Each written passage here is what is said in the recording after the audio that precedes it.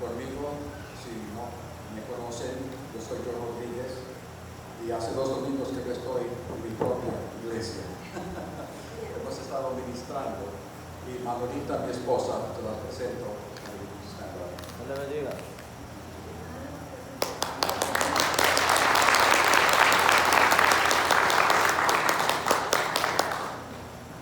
Es un placer estar aquí otra vez con ustedes. Hace algunas semanas atrás, ¿verdad?, que estuve con ustedes y la hermana me invitó para que trajera a ustedes un mensaje apropiado para el día de Pentecostés.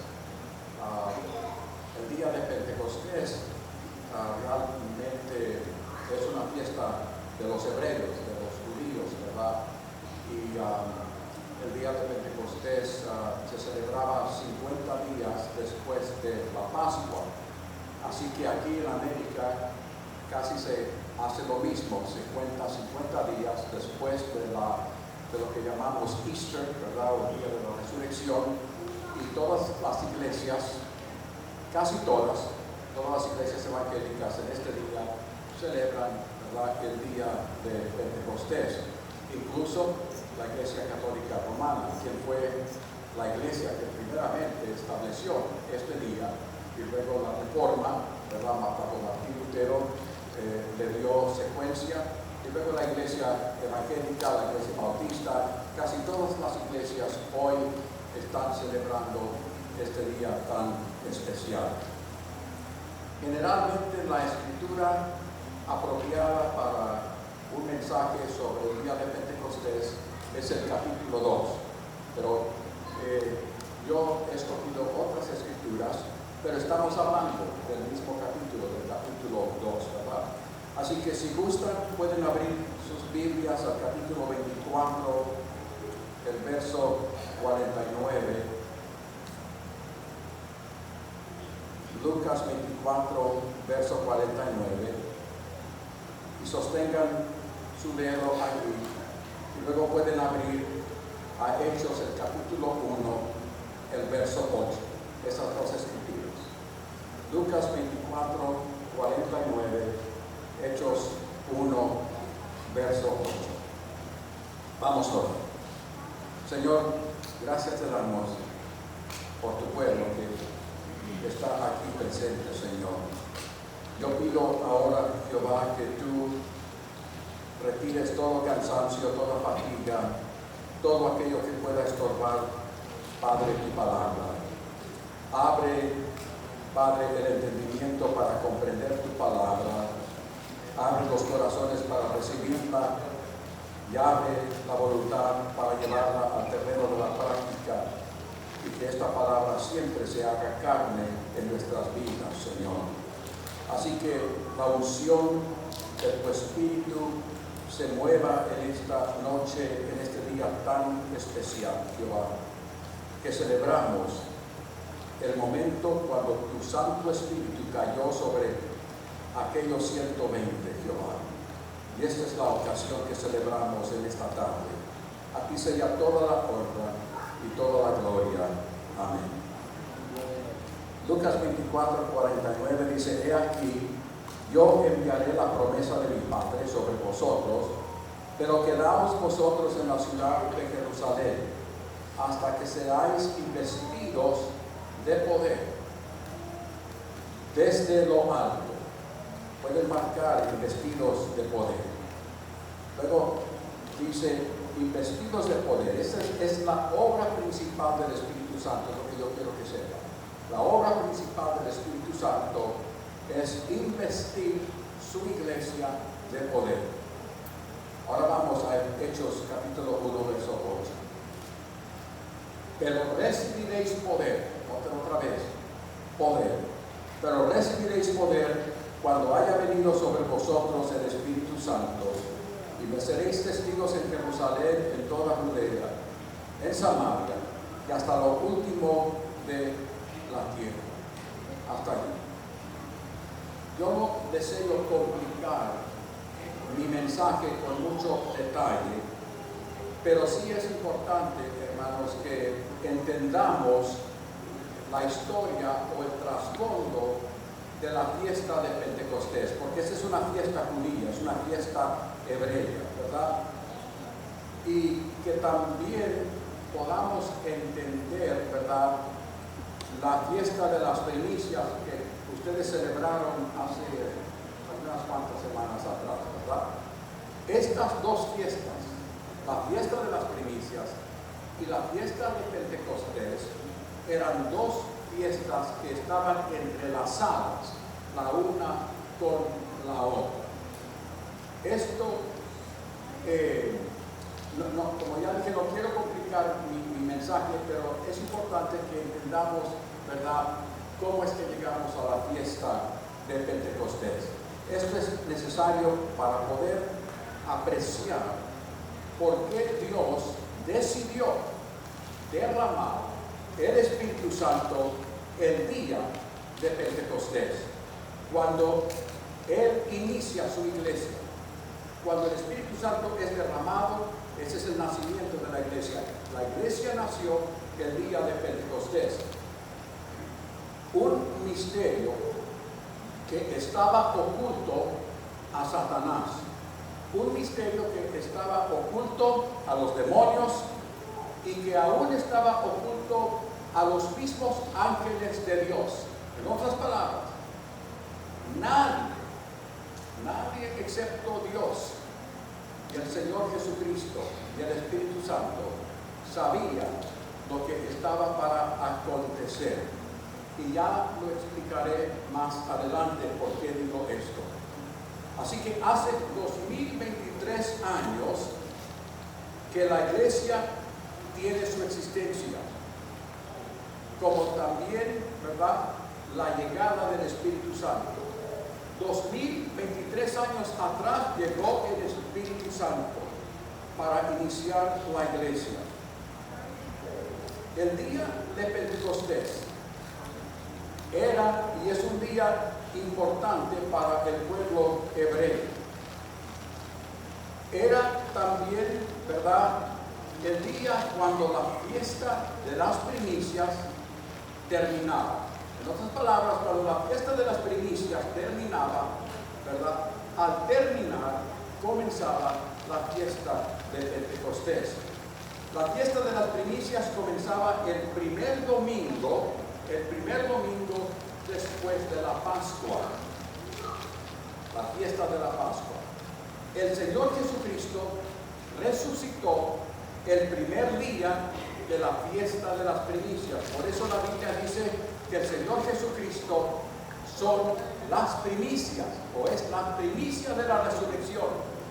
Él fue el primero en resucitar. Y luego tú y yo, cuando recibimos al Señor Jesucristo, igualmente como Cristo resucitó, resucitaremos en el futuro. Así que el Señor Jesucristo, el día cuando comienzan las primicias, los primeros frutos, Él resucita, porque Él es el primer fruto. El Señor Jesucristo resucita el día cuando se inicia la fiesta de las primicias. Por ello, Él es el primer fruto de la resurrección de los muertos. Resucitó. Es decir, que su resurrección inició la fiesta de las primicias. Ahora, la fiesta de las primicias corría 49 días o 7 semanas. 7 semanas multiplicado por 7 son 49 días, ¿verdad? Así que la fiesta de las primicias corría 49 días. Era quizás la fiesta un poco más larga, ¿verdad? Y por ello, a la fiesta de las primicias también se le llama en la Biblia la fiesta de la semana. O también se le llama la fiesta de las 7 semanas, ¿verdad? En hebreo la palabra es Shavuot. Shavuot quiere decir literalmente en hebreo fiesta de la semana. Así que se contaban 49 días cuando estaba celebrándose la fiesta de las primicias. La fiesta de las primicias se celebraba la cosecha de la cebada. Era el final de la primavera. Al cumplirse 49 días o 7 semanas, entraba el día 50. El día 50. Y cuando entraba el día 50, era el día que se celebraba la fiesta de Pentecostés. La fiesta de Pentecostés era solamente un día y era el día 50. Así que el término Pentecostés no es un término mágico, no es un término sobrenatural, no describe ningún movimiento, ¿verdad? Así que Pentecostés es una palabra que simplemente quiere decir quincuagésimo. Quincuagésimo quiere decir que el número 50 es parte de una serie de días. Y el número 50 cerraba la fiesta de las primicias, ¿verdad? Y cumplía con la fiesta de Pentecostés. En otras palabras, en la Biblia, Pentecostés no es un movimiento, Pentecostés no es una religión, Pentecostés no es una denominación, Pentecostés no es una unción, Pentecostés no es un poder sobrenatural, porque Pentecostés simplemente quiere decir el número 50. En otras palabras, hoy es Pentecostés, hoy es 50. Eso era lo que equivalía a decir, ¿verdad? La Biblia, ¿verdad? En la Biblia Pentecostés no es un movimiento, no hay ningún poder en el día de Pentecostés. Esta celebración era de gran importancia para el pueblo de Israel. La celebración del día de Pentecostés se hacía por varias razones. Primero, porque abría la primavera, era cuando se cosechaba la cebada. Al fin de los 49 días estaba listo el trigo, así que el día 50 se cosechaba, ¿verdad?, el trigo, pero al principio se cosechaba la cebada. Esta celebración es de importancia por esas dos razones, pero todavía tiene una importancia aún mayor, y es que ese fue el día cuando Dios le entregó a Moisés los mandamientos, no solamente los 10 mandamientos, sino los primeros 5 libros de la Biblia en el monte de Sinaí. Así que 50 días después de haber salido de Egipto, Jehová envía a Moisés y lo trae al monte de Sinaí y le entrega lo que nosotros conocemos los 10 mandamientos, pero hay muchas más leyes, y fueron los 5 libros de la Torah, lo que los judíos llaman la Torah, ¿verdad? Los primeros 5 libros. Esto ocurrió exactamente 50 días después que salieron de Egipto en el Éxodo. Así que este año los judíos celebraron Pentecostés igualmente como nosotros lo estamos celebrando. Lo único que ellos lo celebraron el jueves que pasó, el 25 de mayo, porque el calendario de ellos es muy diferente que nuestro calendario. Pero esta fiesta ellos no la reconocen como un día cuando cayó el Espíritu Santo, porque como pueblo no han aceptado a Cristo como Salvador, han rechazado al verdadero Mesías, no creyeron en Cristo Jesús.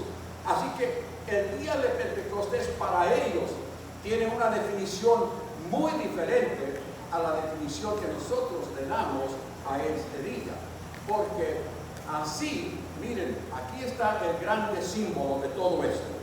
Porque hay que preguntar, ¿por qué Dios decidió derramar su Santo Espíritu el día 50? 50 días después de la Pascua, cuando Cristo murió, 49 días después que Cristo resucitó. ¿Por qué decidió Dios, verdad, ese mismo día derramar su Espíritu? Y la razón la encontramos en el Antiguo Testamento. Jehová le dio a Moisés y al pueblo el primer pacto, que era la ley, los 10 mandamientos, y se los dio 50 días después que salieron de Éxodo, del Éxodo. Ahora, Dios le dice al pueblo, pero vendrá un día cuando yo tomaré estas leyes y ya no estarán escritas en tabla, sino que estarán escritas en la tabla de tu corazón. Yo haré un nuevo pacto con mi pueblo. Yo haré un nuevo pacto y yo descenderé y escribiré estas mismas leyes en los corazones de los seres humanos. Eso fue precisamente lo que aconteció el día de Pentecostés. Por eso Dios escoge Pentecostés para escribir, ¿verdad?, esas leyes en tu corazón. Porque ¿dónde es que esas leyes tienen más importancia? ¿En una tabla? ¿En un letrero colgado en tu recámara o colgado en tu sala? ¿Verdad? ¿O aquí, en tu corazón? ¿Dónde es que esas leyes cogen importancia? Es precisamente aquí. Así que Jesucristo muere el viernes, el 14 de Nisan. Ese es el mes judío. El 14 de Nisan, el Señor Jesucristo se le da muerte a las 3 de la tarde, el viernes, el día cuando el Cordero Pascual era sacrificado. El Cordero se mataba el viernes, día 14 de Nisan, entre las 2 tardes. La primera tarde era de 12 a las 3 y la segunda tarde era de las 3 a las 6 de la tarde. Así que él fue muerto, se le dio muerte a las 3 de la tarde, entre las 2 tardes, dice el Antiguo Testamento. Jesucristo resucita el día 16 de Nisan, es decir, el domingo, el primer día de la fiesta de las primicias, la cosecha de la cebada. Y estuvo en esta tierra, ¿verdad? Nos dice la palabra, nos dice el Nuevo Testamento, ¿verdad? Es decir, que él estuvo y caminó después de su resurrección 10 días. 10 días antes del día 50. 10 días antes del día de Pentecostés. Y le dijo a sus apóstoles, el Espíritu Santo no vendrá a menos que yo vaya y lo envíe, ¿verdad? Pero él estuvo aquí con su pueblo, con sus apóstoles 10 días, ¿verdad? Así que durante estos primeros 40 días que Cristo caminó sobre esta tierra, Pablo nos dice que Cristo se le presentó vivo a más de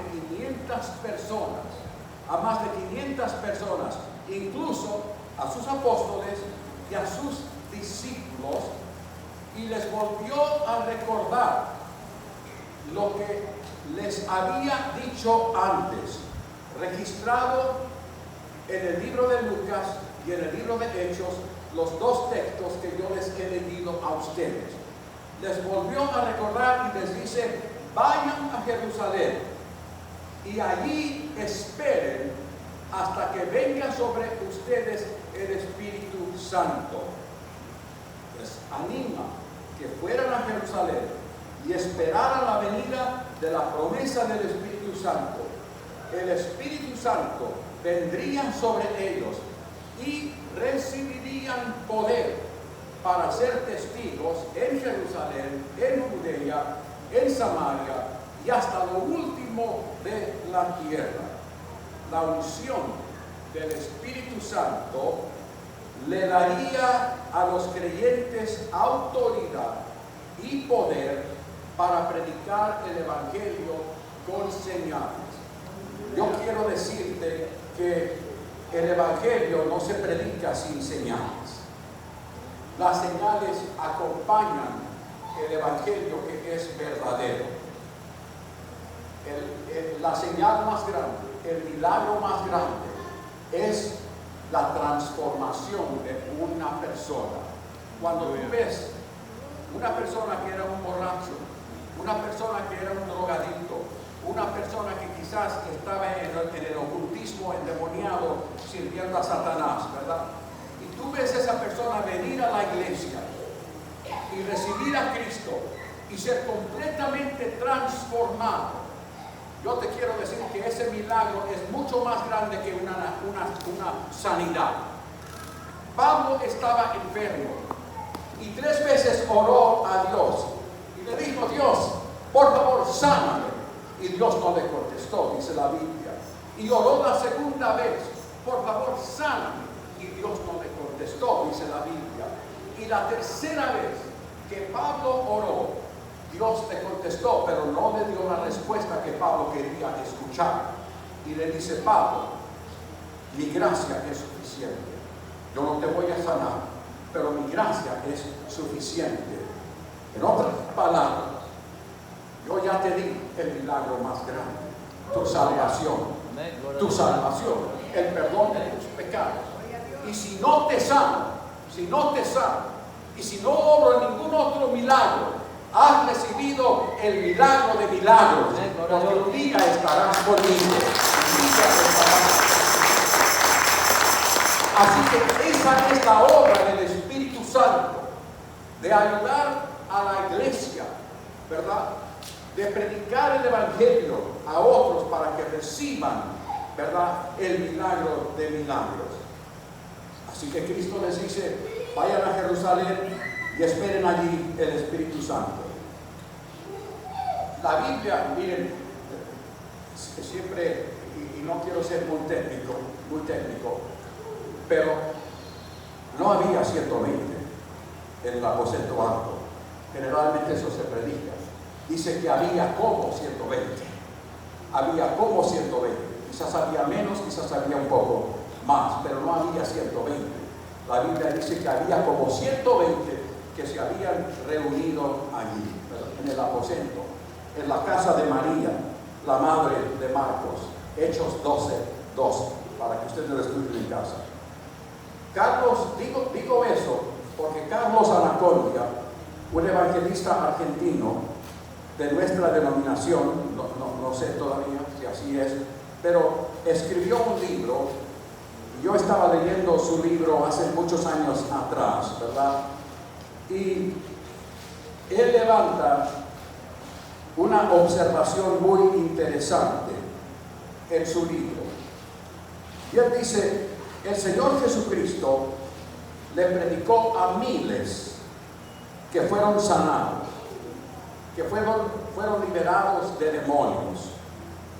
Y luego, durante los 40 días después de su resurrección, la Biblia nos dice que Él se le apareció a más de 500 personas, como ya lo dije.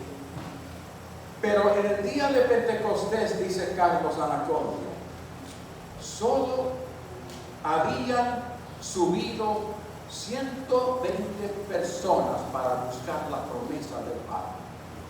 ¿Qué pasó con los otros 500?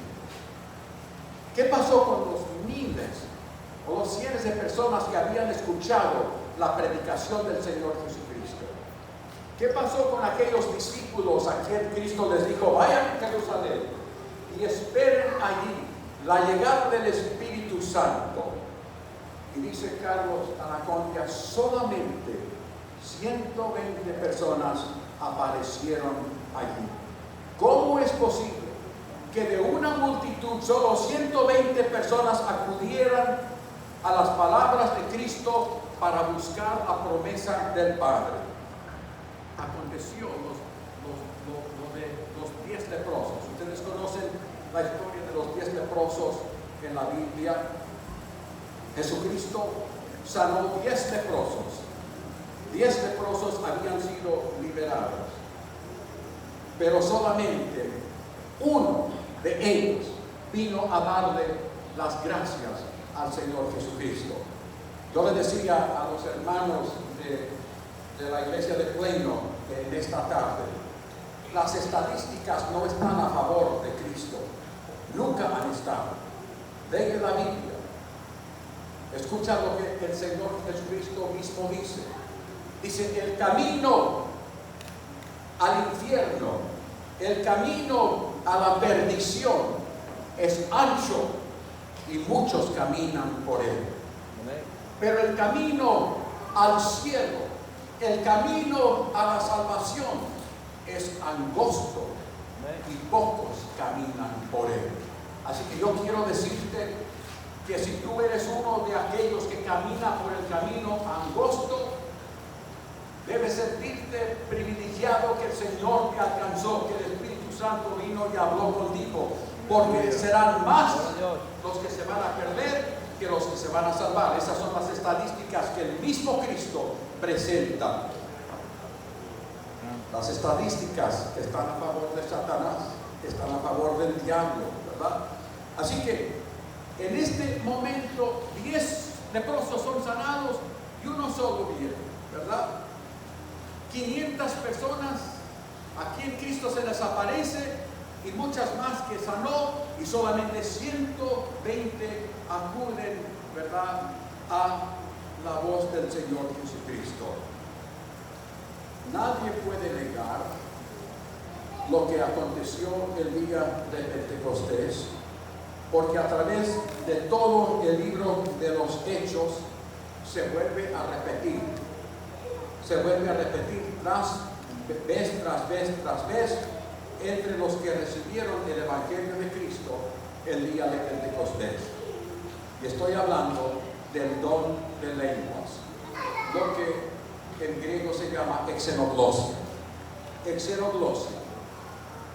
Exenoglosia o el don de lenguas fue la señal que Dios usó como prueba de que el Espíritu Santo había llegado para iniciar su iglesia.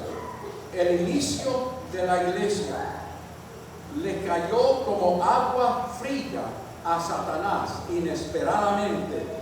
La Biblia nos indica que aún los ángeles de Dios no tenían conocimiento que Jesús estaría levantando una iglesia. Pablo le llama el misterio de la iglesia en sus evangelios. Ni los ángeles de Dios, ¿verdad? Satanás había quedado espantado por lo menos 2 veces. La primera vez cuando él pensó que había matado al Señor Jesucristo, y nunca él ni sus demonios esperaban que Cristo resucitara. Pero Cristo resucitó el domingo y le dio un espanto, le dio, ¿verdad?, una paliza al diablo, ¿verdad? Esa fue la primera vez. Esa fue la primera vez cuando Satanás quedó sorprendido. Pero la segunda vez, cuando Satanás queda sorprendido y le cae otra vez agua fría, es el día 50, el día de Pentecostés, cuando el Espíritu Santo cae poderosamente con fuego, asentándose sobre cada uno de ellos, y comenzaron a hablar en lenguas, y 5,000 personas se salvaron, 3,000 y luego 5,000 personas se salvaron, y de repente ahora Satanás se vio con un ejército que se le llama la iglesia, que caminaban contra él. Así que Satanás quedó espantado. Miren, hay 3 escrituras en la Biblia que nos dicen que los ángeles van adquiriendo conocimiento sobre este misterio, que todavía es el misterio de la iglesia, y que es mediante la observación de ellos sobre la iglesia que ellos van aprendiendo todavía cosas. Es decir, que los ángeles están observando siempre la iglesia y están observando cómo es que el Espíritu Santo trata con la iglesia, y de esa experiencia ellos aprenden, ¿verdad? Vayan a Primera de Pedro, capítulo 1, verso 10 al verso 12, y miren lo que dice allí. Primera de Pedro, capítulo 1, verso 10 al verso 12.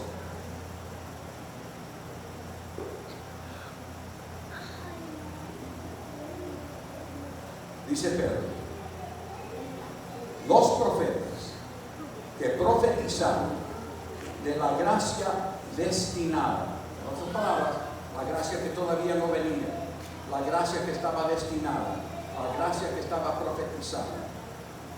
Los profetas que profetizaron de la gracia destinada a vosotros inquirieron y diligentemente indagaron acerca de esta salvación, escudriñando qué persona y qué tiempo indicaba el Espíritu de Cristo que estaba en ellos, el cual anunciaba de antemano los sufrimientos de Cristo y las glorias que vendrían tras ellos. En otras palabras, Pedro está diciendo, estos profetas que profetizaban sobre el sufrimiento de Cristo y que profetizaban sobre la gracia que vendría, ellos no lo entendían, ellos simplemente lo profetizaban, y de una salvación que también vendría, es lo que está diciendo Pedro aquí, y la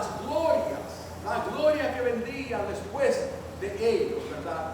Todo esto lo profetizaron los profetas, pero sin tener pleno conocimiento.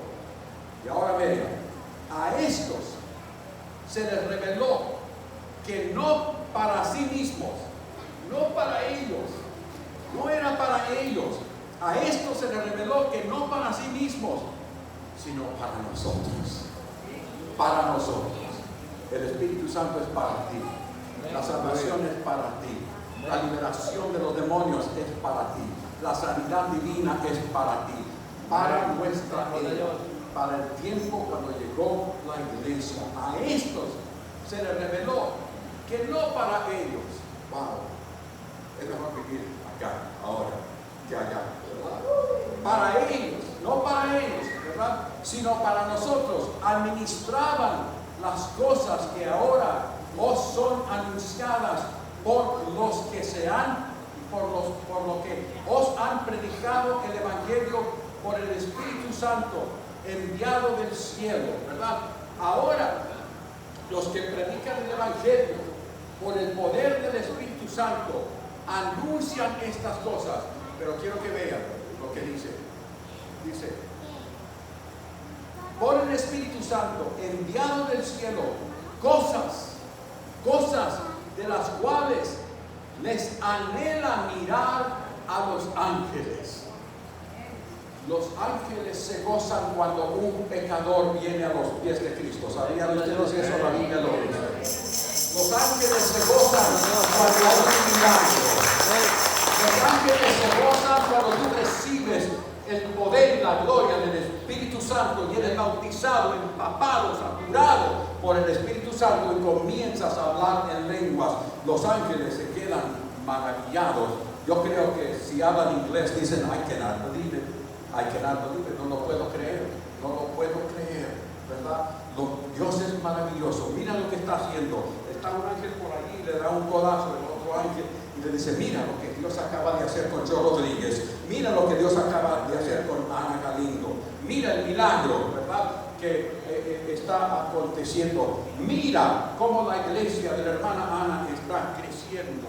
Todo eso es maravilla para los ángeles. Aquí precisa está lo que digo, cosas en las cuales les anhela mirar a los ángeles. Vayan a otra escritura, Colosenses capítulo 1, verso 26. Colosenses capítulo 1, verso 26. Dice lo siguiente, Pablo: el misterio que había estado escondido, oculto, quiere decir escondido, tapado, cubierto. El misterio que había estado oculto desde los siglos y edades, pero que ahora ha sido manifestado a sus santos. Aquí Pablo está hablando de este misterio, que los gentiles también habían de ser santos, ¿verdad? La iglesia es mayormente gentil, porque los judíos rechazaron a Cristo, así que la iglesia es mayormente gentil. Y ahora vayan a Efesios, el capítulo 3, el verso 9 al verso 10, donde esto se aclara aún mucho más. Efesios 3, 9 al 10. Y dice Pablo: y de aclarar a todos cuál sea la dispensación del misterio. En otras palabras, la dispensación del misterio de la iglesia comenzó el día 50, 50 días después de la Pascua, en el día de Pentecostés, cuando la iglesia nació, el misterio que Dios tenía escondido de sus ángeles, el misterio que Dios tenía escondido de Satanás y sus demonios, aparece y se concretiza en la iglesia. Y de aclarar a todos cuál sea la dispensación del misterio escondido desde los siglos en Dios, que creó todas las cosas, para que la multiforme sabiduría de Dios sea ahora dada a conocer. Ahora miren lo que dice: a conocer por quién, por medio de la iglesia, a quién, a los principados y potestades en los lugares celestiales. Y aquí principados y potestades son los principados y potestades buenos y malos. Sí, los principales y las potestades de Satanás, y los principales y las potestades del Señor Jesucristo. Una vez más, ¿verdad? Sea ahora dada a conocer por medio de la iglesia. Así que es por medio de la iglesia que Satanás, ¿verdad?, se da cuenta de lo que Dios está haciendo en la vida. Por medio de la iglesia a los principados y potestades. Así que ni los ángeles de Dios, ni los ángeles de Dios, ni las potestades de Satanás, ni el mismo Satanás sabía que Jesús estaba para levantar un ejército dotado con el poder del Espíritu Santo, llamado la iglesia. Este es el evento que celebramos este día. Este es el evento que estamos celebrando hoy. El nacimiento de la iglesia por medio del Espíritu Santo, que todavía sigue operando contra las huestes satánicas de este mundo. Ella es la sal de la tierra. La iglesia es la sal de la tierra. La iglesia es la luz del mundo. La iglesia es lo que detiene el tsunami de la iniquidad, el tsunami de maldad, ¿verdad?, que está para venir sobre todo este mundo. Miren, si ustedes leen segunda de Tesalonicenses, el capítulo 2, el verso 7, ¿verdad? Miren lo que dice: porque ya está en acción el misterio de la iniquidad. ¿Cuál es el misterio de la iniquidad? El apóstol Pablo le gusta usar esta palabra misterio, el misterio de los gentiles, el misterio de la iglesia, el misterio de la iniquidad. Pero lo bueno es que nos revela qué es. El misterio de la iniquidad es el tsunami, por así decirlo, el tsunami de la inmoralidad que vendrá sobre este mundo cuando la iglesia sea quitada de este mundo. El Señor Jesucristo vendrá en el rapto para levantar su iglesia. Y cuando el Señor Jesucristo levante su iglesia, ¿quién queda? Pregunto, ¿quién queda? Los pecadores, los violentos, los, ¿verdad?, perseguidores, ¿verdad?, los terroristas. Todos los malos son los que quedan. Porque ningún bueno se quedará, ninguno que ha recibido a Cristo como Salvador personal se quedará. Así que es la iglesia que detiene la ola del anticristo, es la iglesia que está deteniendo la fuerza de Satanás. Y miren lo que dice: porque ya está en acción el misterio de la iniquidad, solo que hay quien al presente lo detiene, hasta que él a su vez sea quitado de en medio. ¿Quién es este él? Porque es el pronombre él. La iglesia no se le llama él. La iglesia es la esposa del Señor Jesucristo. Así que él aquí es el Espíritu Santo, la tercera persona del Espíritu Santo. Lo podemos leer de esta manera: porque ya está en acción el misterio de la iniquidad, solo que hay quien al presente lo detiene, el Espíritu Santo, y hasta que él a su vez sea quitado de en medio.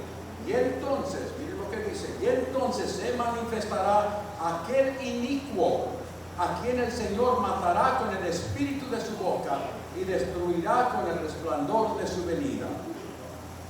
Es el Espíritu Santo operando en la iglesia de hoy, lo único que está deteniendo el completo colapso moral aquí en los Estados Unidos, en América Latina y a través de todo el mundo. Cuando el Espíritu Santo cayó sobre estos 120 la iglesia naciente recibió poder, recibió autoridad para predicar el evangelio, para sanar enfermos, para echar fuera demonios. De ninguna otra manera la iglesia está preparada para esta grande tarea que Dios nos ha dejado. Estas son las tres facetas mayores de la iglesia: salvación, liberación y sanidad divina.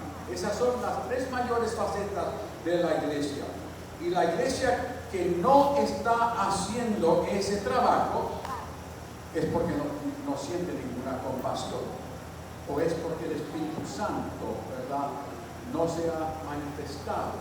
No sienten que tienen autoridad, no sienten que tienen poder para predicar el evangelio, para orar por los enfermos, para orar por las personas que están endemoniadas. La iglesia está llamada a ejercitar estas tres.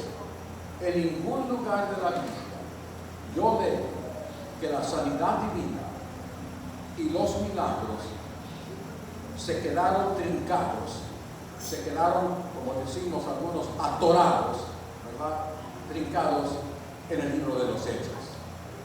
En ninguna página de la Biblia yo leo eso. ¿Qué es lo que tú no entiendes del texto que dice Jesucristo es el mismo ayer, hoy y mañana?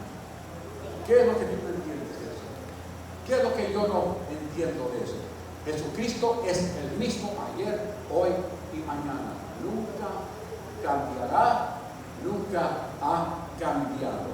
La iglesia está llamada para moverse en el poder del Espíritu Santo y librar a los cautivos del pecado y de Satanás. Sin el poder del Espíritu Santo, la iglesia está muerta. Sin el poder del Espíritu Santo, la iglesia no funciona. Jesús le dice a la iglesia de Sardis: yo te conozco, tienes nombre de que vives, pero estás muerto. Wow. Yo te conozco, tienes nombre de que vives, tienes dinero, tienes un templo muy bonito, tienes congregación, pero I'm sorry, estás muerto. Miren la iglesia de Filadelfia. La iglesia de Filadelfia está teniendo culto adentro. El pastor está predicando. Hay música, hay canto. Y Cristo viene y le dice: tú eres rico, ¿verdad? Pero ¿dónde está Cristo? Cristo está afuera. Lean el libro de Apocalipsis, la iglesia de Laodicea. Cristo está afuera tocando la puerta, diciendo: déjame entrar. Y si tú abres la puerta, yo entraré y yo cenaré contigo y tú conmigo. ¿Qué cosa tan más rara? ¿La iglesia puede hacer culto sin Cristo? Claro que sí. ¿La iglesia puede cantar sin Cristo? Claro que sí. La iglesia, ¿puedo yo tocar el piano sin Cristo? Claro que sí, porque ya sé los cantos, ya los conozco mecánicamente, ¿verdad? Así que la iglesia puede ser religiosa, todo lo que quiera. La iglesia puede cantar, puede hasta brincar, puede bailar, puede danzar, puede tener sus programas. Y Cristo dice: yo te conozco, tienes nombre de que vives, pero estás muerta porque no tienes mi espíritu. No tienes mi espíritu. Así que la iglesia no está llamada a hacer cultos religiosos. La iglesia es un movimiento dinámico. Antes que una institución religiosa, la iglesia es un movimiento dinámico. Escúchenme bien. Todos recibimos la persona del Espíritu Santo en la salvación. No hay nadie que sea salvo que no tiene el Espíritu Santo. Todos recibimos la persona del Espíritu Santo cuando aceptamos a Cristo como nuestro Salvador personal. Él es el que nos convence del pecado. Él es el que nos trae a los pies de Cristo. Cuando recibimos a Jesucristo, recibimos al Padre, al Hijo y al Espíritu Santo. Pero el Espíritu Santo desea bautizarte con sus dones. El Espíritu Santo tiene mucho más que darte. Y Él desea compartir contigo los dones que Cristo le ha dado a Él para que se los des a ti y a mí. Esta palabra bautismo es exclusiva de la teología pentecostal. Somos pentecostales. Esta palabra bautismo es exclusiva de nuestra teología. Entendemos esta palabra bautismo como un empapamiento, como un sumergimiento en el don del Espíritu Santo, cuyo don es el hablar en lenguas. Al bautismo del Espíritu Santo, el apóstol Pedro tiene el cuidado en el libro de los Hechos de llamarle el don del Espíritu, el don del Espíritu Santo, haciendo la diferencia entre la persona del Espíritu Santo que todos recibimos cuando aceptamos a Cristo como nuestro Salvador, haciendo esa diferencia con el don del Espíritu Santo que no todos recibimos. Todos tenemos la persona del Espíritu Santo, pero no todos tenemos el don del Espíritu Santo. Pero este don, yo estoy aquí para decirte que está disponible a cada creyente. Está disponible a cualquier persona que lo desee. Cristo dice en Lucas, capítulo 11, verso 13: pues si vosotros, siendo malos, sabéis dar buenas dádivas a vuestros hijos, ¿cuánto más vuestro Padre Celestial dará el Espíritu Santo a los que se le pida? ¿Cuánto más el Espíritu Santo, cuánto más el Padre le dará el Espíritu Santo a aquellos que lo pidan? El Espíritu Santo tiene varios dones que desea impartir a la iglesia. Estos son los dones que capacitan a la iglesia para hacer su trabajo en el mundo, hacerlo sin temor, sin titubeos. Les contaré algo más que Carlos Anacondia dijo en uno de sus libros titulado Oídme bien, Satanás. Me encanta ese libro. Oídme bien, Satanás. Escúchame bien, Satanás, por lo que te voy a decir, ¿verdad? Y dice Carlos Anacondia que él y su esposa, reunidos con el evangelista Manuel Ruiz y otros hermanos, se habían reunido para orar y para alabar a Dios. Y comenzaron a orar y comenzaron a alabar a Dios. Y de repente, esto aconteció cuando él primero se entregó al Señor. De repente su esposa y los hermanos que estaban reunidos allí comenzaron a hablar en otras lenguas. Y en ese momento él se dio cuenta que todos estaban recibiendo el don del Espíritu Santo, pero él no lo había recibido. Y él dice que con celos, con gran celo, aclamó a Dios y con voz fuerte y con todo su corazón dijo: Señor, bautízame o me muero. Bautízame o me muero. Yo quiero decirte que ese es el hambre que tú tienes que tener para recibir el don del Espíritu Santo. Yo quiero decirte que tú y yo tenemos que tener de su presencia este tipo de hambre. Claudio Freitzen, presbítero general de las Asambleas de Dios, si lo ves hoy no lo sé, pero fue presbítero general de las Asambleas de Dios en Argentina, movido por la campaña de Carlos Anacondia, escribió un libro titulado que yo recomendaría a todos ustedes, y se titula Espíritu Santo, tengo hambre de ti. ¿Cuántos pueden decir esto en esta noche? Espíritu Santo, yo tengo hambre. Yo quiero más. Yo quiero estar empapado. Yo quiero ser bautizado con tu Espíritu. Yo deseo ese don. Yo deseo ese don. No tanto para hablar en lenguas. Esa unción es inexplicable. Yo quisiera poder explicártelo. Y sin duda aquellos que lo han recibido aquí en esta iglesia también luchan por explicártelo. No hay una cosa más maravillosa. No hay una cosa más sublime. No hay una gloria más bella que cuando tú estás bajo la presencia completa del Espíritu Santo que Cristo te ha prometido, que es para todos,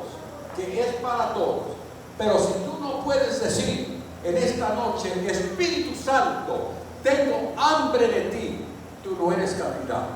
Entonces, Dios no puede hacer nada contigo, porque Dios solo puede hacer lo que tú quieras que Él haga contigo. Él siempre está dispuesto a hacer lo que tú quieras que Él haga por ti, porque Él te ama más de lo que tú conoces. Él te ama mucho más que tu esposa, Él te ama mucho más que tu esposo. Además yo podré amar a Manuelita al grado como Dios me ha amado a mí. Jesucristo dio su vida por mí. Jesucristo dio su vida por Manuelita. Jesucristo dio su vida por ti. Y después, para cumplirlo todo, dijo: y ahora enviaré mi Espíritu sobre ti. Ahora enviaré mi Espíritu Santo sobre ti. Dice Claudio en su libro que muchas veces los creyentes están como Elías, viviendo confortablemente a la orilla del arroyo. Tienen agua, tienen que comer, no hay por qué moverse, no hay por qué andar pidiendo, porque lo tienen todo, ¿verdad? Elías estaba junto a un arroyo, ¿verdad? Las aves venían y le daban pan, le daban de comer. Dios lo tenía todo ahí preparado para él. Cuando él quería tomar agua, tomaba agua del arroyo. Algo así dice Claudio. ¿Tienes la salvación? ¿Qué más necesitas? Algunos dicen. Dios te ha perdonado tus pecados. Ahora tú puedes venir a la iglesia en paz. Tú puedes cantar. Tú puedes venir a escuchar la predicación, irte a casa. Y de vez en cuando leer la Biblia, de vez en cuando hacer una oración de 5 minutos. Yo quiero decirte algo. Mira, cuando los apóstoles se le quedaron dormidos al Señor Jesucristo, ¿te recuerdas? Cuando los apóstoles se le quedan dormidos al Señor Jesucristo, cuando Cristo está en tortura, orando antes de que lo crucificaran, el Señor Jesucristo estableció el mínimo. Y algunos quizás nunca han observado esto y se sorprenden. Jesús viene con sus apóstoles y les dice lo siguiente: ¿no habéis podido orar ni siquiera un minuto? ¿Le dijo eso? ¿No habéis podido orar ni siquiera 5 minutos? ¿Le dijo eso a sus apóstoles? No. Les dijo: ¿no habéis podido orar ni siquiera contéstenme, una hora? Ese es el mínimo. Pero nosotros 5 minutos está bien, ¿verdad? 10 minutos está bien. Pero el mínimo que Cristo estableció fue una hora, ¿verdad? Pero amigos, no habéis podido orar conmigo ni siquiera una hora. Porque para cuando ellos ya hubieran orado una hora, ya Cristo había orado toda la noche, ¿verdad? Así que el arroyo está allí, a tu lado, a tu disposición. Cuando te da la gana, metes el vaso en el arroyo y bebes agua. Pero sediento no estás, hambriento no estás, porque si estuvieras hambriento, si estuvieras sediento, estuvieras en el altar más de una hora. Y no estoy hablando de este altar necesariamente, estoy hablando del altar que tú haces en casa, el altar que tú haces en tu trabajo o en tu carro, ¿verdad? Dice Claudio Freixen en su libro, pero un día viene Dios y te seca el arroyo, como se lo secó a Elías, y se acaba el pan. Y ahora te encuentras sin trabajo, y ahora te encuentras con una enfermedad, y ahora desesperado, porque el agua se te acabó. Ahora tú decides como Elías, yo me tengo que mover, yo tengo que hacer algo, yo me tengo que mover, ¿verdad? Y Dios te saca de ese lugar de confortabilidad, ¿verdad? En busca de una nueva dimensión, en busca de agua. Cuando Dios te seca el arroyo, yo te quiero decir que cuando Dios te seca el arroyo es porque te quiere mover a nuevas dimensiones. Dios le dijo al profeta Jeremías, clama a mí y yo te responderé y yo te enseñaré cosas grandes y ocultas que tú no sabes. Has encontrado gozo y paz, has encontrado el perdón de tus pecados en la salvación de Cristo. Pero ahora Cristo te invita para que experimentes el don del Espíritu Santo con toda su pletoria de dones para engrandecer la obra de Dios en esta iglesia. El don del Espíritu Santo siempre causa escándalo con los que no creen, como también la liberación de los demonios y la sanidad divina. Cuando Jesucristo sanó un ciego de nacimiento, los judíos no lo quisieron creer. Mandaron traer a los padres de este varón para confirmar si de verdad este varón había sido ciego de nacimiento, porque no le creían ni al pobre varón que decía, yo nací ciego, no le creían. Los padres vienen y lo confirman, y luego todavía estos fariseos siguen demandando de estos padres, ¿verdad? Que esto sería imposible, ¿verdad? Le demandan saber, pero ¿cómo fue que esto es posible? ¿Cómo fue que esto fue? Y los padres se molestaron, se enojaron y respondieron, pregúntenle a nuestro hijo, él tiene la edad para contestar, él es ya adulto, ¿verdad? Y le preguntaron al que era ciego, y miren cómo le preguntan, este pecador que se llama Jesús, ¿él te sanó? Este pecador que se llama Jesús, ¿él te sanó? Y el ciego dice, ¿por qué me siguen preguntando? ¿Queréis ustedes también ser los discípulos de él? Les contesta sarcásticamente, ¿queréis ustedes seguirlo a él también? Y los fariseos se enfurecieron con esta respuesta, ¿verdad? Y dicen, nosotros somos discípulos de Moisés. Sabemos que Dios habló a Moisés, pero este que se llama Jesús, no lo conocemos, no sabemos quién es y no sabemos de dónde es. Y el que era ciego les dio una predicación, les dio una paliza a estos fariseos, doctores de la ley, un poco sarcástico. Les dice, pues esto sí que es maravilloso, esto sí que es maravilloso, que ustedes, que son los doctores de la ley, que ustedes que conocen las escrituras, no sepan de dónde Él es, no sepan de dónde Él es. Y a mí me abrió los ojos, a mí me abrió los ojos, y ustedes mismos han dicho que Dios no escucha a los pecadores. Así que si este es pecador o no es pecador, yo no lo sé. Lo único que yo sé es que yo estaba ciego desde el nacimiento y Él me abrió los ojos, Él me sanó. Así que ustedes juzguen ahora si es pecador o no es pecador. Yo quiero decirte que la iglesia no puede sanar a nadie. La iglesia no puede echar fuera demonios. La iglesia no puede liberar a nadie.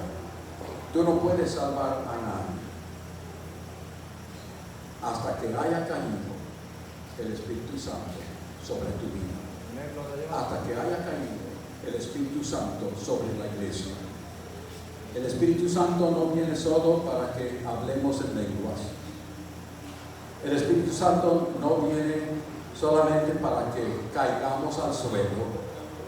El Espíritu Santo no viene para que dancemos aquí en el altar. No me malentiendan. Esto no es la función del Espíritu Santo. Entiendan bien esto. No confundamos la función del Espíritu Santo con las reacciones emocionales de los seres humanos cuando reciben el poder. El gozo del Espíritu Santo y su poder produce en cada uno de nosotros una diferente reacción emocional. Pero ello no es el propósito del Espíritu Santo. El propósito del Espíritu Santo no es andar tumbando gente. ¿Okay? El propósito del Espíritu Santo es santificar tu vida. Santificar tu vida. Yo le decía a la hermana Ana, creo que fue la semana pasada, el hermano Daniel Enríquez fue superintendente de nuestro distrito y era el tremendo predicador. Y en todo esto, él tenía algunas anécdotas muy curiosas, ¿verdad? Una vez estaba predicando sobre el orgullo y decía, hermanos, ¿saben ustedes que hay cristianos que son tan orgullosos que cuando están alarmando piensan que es Dios tomando fotos de ellos? Y él estaba una vez predicando sobre el Espíritu Santo y decía, hermanos, tú puedes venir aquí al altar, tú puedes brincar, tú puedes saltar, tú puedes caerte, ¿verdad? Tú puedes hacer todo esto. Pero nada de esto me impresiona. Si tú, después que andes brincando aquí y saltando aquí, no puedes ir y abrazar la suegra, dice. Así que nada de eso me impresiona, ¿verdad? Porque el fruto verdadero es en que tú puedas abrazar a la suegra. El fruto verdadero es que en medio de todo este brinco y salto, tú vivas una vida santa. Y ese es el objeto primordial del Espíritu Santo, de santificar tu vida y de borrar con todo pecado y de echar fuera todos tus demonios, echar fuera todas las maldades que están precisamente en tu vida. El gozo del Espíritu Santo producirá en cada uno de nosotros una diferente reacción emocional. Pero el objetivo primordial del Espíritu Santo es convencer al pecador de su pecado y traerlo a los pies de Jesucristo. La función primordial del Espíritu Santo es echar fuera y poner a correr a los demonios. La función del Espíritu Santo es poder obrar sanidad divina en los enfermos. Y la función del Espíritu Santo es santificar tu vida, y lo hace a través de la iglesia. Y ya estoy para terminar. Y estas señales seguirán a los que creen. En mi nombre echarán fuera demonios, hablarán nuevas lenguas, sobre los enfermos pondrán las manos y sanarán, y si bebieren cosa mortífera no les hará daño. Esta noche Jesucristo te invita para recibir el don de su Espíritu, igual que esos 120. Él desea que su iglesia esté capacitada para hacer su obra.